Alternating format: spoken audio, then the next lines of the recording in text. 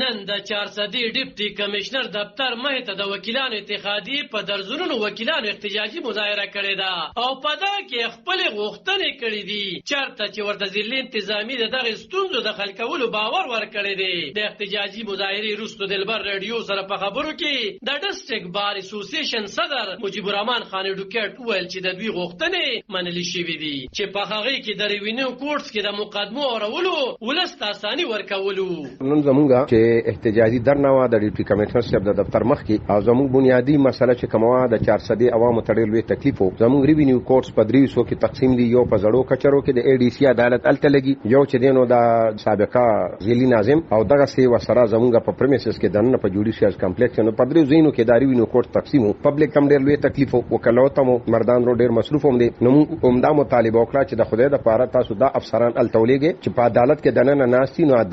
عدالتي امور د قانون او د آئین او د دستور مطابق پکې دلته خو تاسو خپل دفتر دي او اکثر سیب الته مصروف دي نن ملمانه را لونن بهر وته نو په هغه سي انداز کې عدالتي امور د انصاف او تقاضا نه پوره کیږي او هغه امور نه نمټاويږي نو زمونږه نن چون کې تاسو ته پته واسطه تاسو د ټولو ورونو د پولیټیکل پارټو د لیډرشپ په برابر تعاون باندې الحمدلله ډیپټي کمشنر صاحب بیگا عمر سره په ټلیفون باندې رابطه کړې و او چې تاسو مطالبه وي زمونم نن یارد الله خټک صاحب د سی چې دی هغه راغلی خاغلی مجيب الرحمن ډوکټ زیات کړ چې ځلې انتظامی د دوی غوښتنې منلې دي خو د دوی مطالبه سوي نو موري مجيب الرحمن خان وای نن زمونږه چې احتجاجي درنه و د ډیپټي کمشنر صاحب د دفتر مخ کې او زموږ بنیادی مسله چې کومه د 400 عوامو ته ډېر لوی تکلیف وو زموږ ریوینیو کورټس په 300 کې تقسیم دي یو په زړو کچرو کې د ای ډي سی عدالت الته لګي یو چې دینو د سابقه ضلعي ناظم او دغه سی وسره زمونږ په پریمیسز کې دنه په جوډیشل کمپلیکس نو په 3 زینو کې د ریوینیو کورټ تقسیم پبلک هم ډېر لوی تکلیف وکړو ته مردان رو ډېر مصروف هم دي نو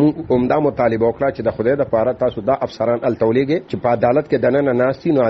عدالتي امور د قانون او د آئین او د دستور مطابق پکې دلته خو تاسو خپل دفتر دي او اکثر سیب الته مصروف دي نن ملمانه را لونن بهر وته نو په هغه سي انداز کې عدالتي امور د انصاف او تقاضا نه پوره کیږي او هغه امور نه نمټاويږي نو زمونږه نن چون کې تاسو ته پته واسطه تاسو د ټولو ورونو د پولیټیکل پارټو د لیډرشپ په برابر تعاون باندې الحمدلله ډیپټي کمشنر صاحب بیگا عمر سره په ټلیفون باندې رابطه کړې و او چې تاسو مطالبه وي زمونم نن یارد الله خټک صاحب د سی چې دی هغه راغلی د وکیلانو په 400 کې سیلاب ځپل لپاره د امداد غوښتلو خو ویل او ویل چې په 400 کې د بیلین اړوال او چډنګ روان دي او باید چې دغه ته دي خو پاملرنه وشي. علب خان شیرپو دلبر نیوز 400 نن د